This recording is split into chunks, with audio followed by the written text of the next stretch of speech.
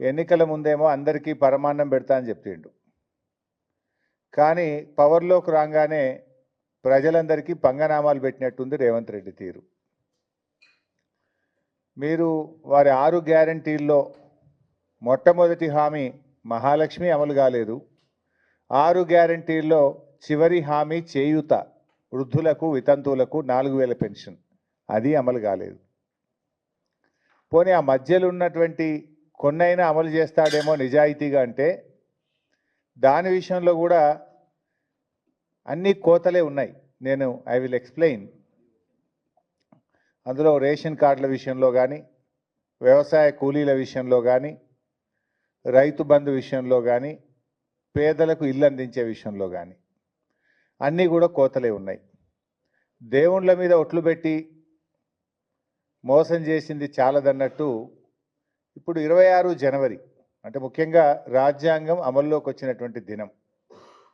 భారతదేశ ప్రజలందరూ కూడా రాజ్యాంగం అనేది దైవ సమానంగా చూస్తారు ఈ దేశ ప్రజలు. అలాంటి రాజ్యాంగ దినోత్సవం రోజు ప్రారంభించే పలు అభివృద్ధి కార్యక్రమాల్లో కూడా ప్రజలని మోసం చేయాలని చెప్పి ఈ ప్రభుత్వం ప్రయత్నం చేస్తూ ఉంది. ఇది చాలా దుర్మార్గం. దీని మీద కొన్ని విషయాలు ప్రభుత్వం దృష్టికి ఓ బహిరంగ లేఖ రూపంలో కూడా తేబోతా ఉన్నాం. ముఖ్యంగా రేషన్ కార్డుల విషయంలో రేవంత్ రెడ్డి గారికి ఒక ఓపెన్ లెటర్ కూడా నేను రాస్తా ఉన్నా. I'm releasing this open letter on ration cards. ఈ రేషన్ కార్డ్స్ విషయంలో ఇవాళ రాష్ట్రంలో అన్ని గ్రామాల్లో కూడా ఆందోళనలు జరుగుతూ ఉన్నాయి. ప్రజలు తీవ్రమైనటువంటి ఆవేశాలను సర్వేకి వచ్చిన అధికారుల మీద వెలుబుచ్చుతూ ఉన్నారు. పాపం రేవంత్ రెడ్డిది, శాపం అధికారులది అయిపోయింది. ఇప్పుడు ఏమైంది? రేషన్ కార్డుల సెలక్షన్ ఎక్కడ జరగాలి? గ్రామాల్లో జరగాలి. వీళ్ళు గ్రామాల్లో అసలు ఎవరు అర్హులు అనేటువంటిది చూడకుండా మొన్న కులగణన సర్వేను బేస్ చేసుకొని కులగణన సర్వేలో ఎవరైతే రేషన్ కార్డు లేదని చెప్పారో ఆ లిస్టును మాత్రమే వీళ్ళు ప్రింటౌట్ తీసి గ్రామాలకు పంపినారు.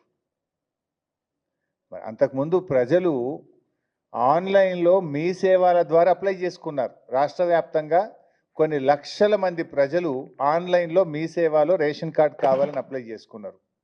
దాన్ని పరిశీలించడం లేదు. గతంలో ప్రజాపాలన దినోత్సవాలనే పేరిట ప్రజల నుంచి దరఖాస్తులు తీసుకున్నది కాంగ్రెస్ ప్రభుత్వం. అప్పుడు కూడా రేషన్ కార్డులు కావాలని దాదాపు 11 లక్షల మంది ప్రజలు ఈ రాష్ట్రంలో రేషన్ కార్డుల కోసం దరఖాస్తులు పెట్టారు. ఆ దరఖాస్తులన్నీ చెత్తబుట్టల పాలు చేసిండ్రు. కనీసం ఆన్లైన్ కూడా చేయలేదు. ప్రజాపాలనలో 11 లక్షల దరఖాస్తులు రేషన్ కార్డుల కోసం వస్తే కట్టలు కట్టి అటకెక్కిచ్చిండ్రు లేదా చెత్తబుట్టల పాలు చేసిండ్రు. ప్రజాపాలనలో పెట్టిన దరఖాస్తులను ఎందుకు పరిశీలించడం లేదు అని బీఆర్ఎస్ ప్రశ్నిస్తుంది. ఆన్లైన్లో మీ సేవలో అప్లై చేసుకున్న దరఖాస్తులను ఎందుకు ఈ ప్రభుత్వం పరిశీలించడం లేదు అని బీఆర్ఎస్ ప్రశ్నిస్తుంది. మీరు కేవలం కుటుంబ సర్వేలో రేషన్ కార్డు లేదన్న దరఖాస్తులను మాత్రమే మీరు పంపించారు. ఆ రోజు కుటుంబ సర్వే చేసేటప్పుడు రేషన్ కార్డుతో ముడిపెట్టారా? ఆ రోజు కులగణన సర్వే మీరు చేసేటప్పుడు ఇది ఆప్షనల్, బలవంతం లేదు. ఇష్టం ఉన్న వాళ్ళు మాత్రమే సర్వేలో పాల్గొనవచ్చును. మీకు నచ్చిన సమాచారం మాత్రమే ఇవ్వండి. అన్ని ప్రశ్నలకు సమాధానం ఇవ్వకపోవడం మీ ఇష్టం. మీకు నచ్చిన సమాచారం మాత్రమే ఇవ్వండి అని ఆ రోజు ప్రభుత్వం చెప్పింది. మరి ఆ రోజు కులగణన సర్వేలో కొంతమంది పాల్గొనలేదు, కొంతమంది రేషన్ కార్డు ప్రస్తావన తేలేదు. ఇవాళ దాంట్లో మీరు లేరని చెప్పి కోతలు పెట్టడం ఎంతవరకు సమంజసం?